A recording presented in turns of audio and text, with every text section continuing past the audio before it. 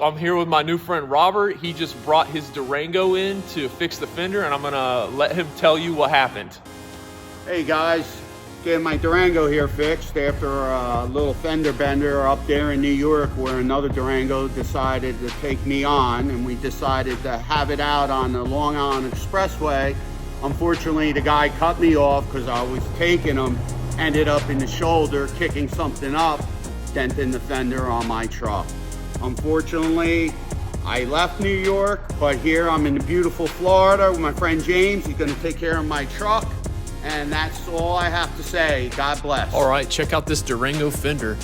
Deeper areas towards the front of the fender, not so deep in the middle and the back, but right through the body line, two big areas. I'm gonna have to remove, or at least move this fender liner out of the way, and I did that by removing that clip first, and then it pushes out of the way pretty easy.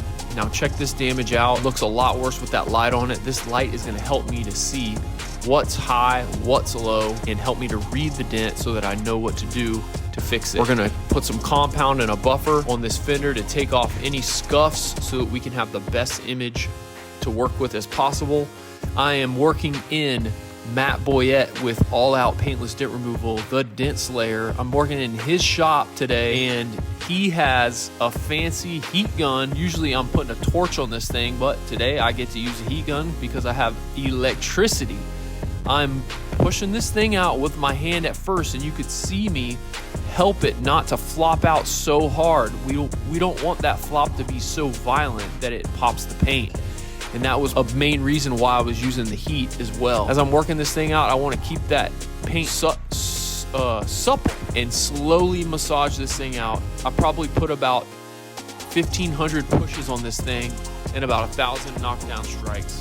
1,000 to 1,500 knockdown strikes on it. I'm gonna use this plastic and rubber headed hammer to remove the larger swells and smiles on it.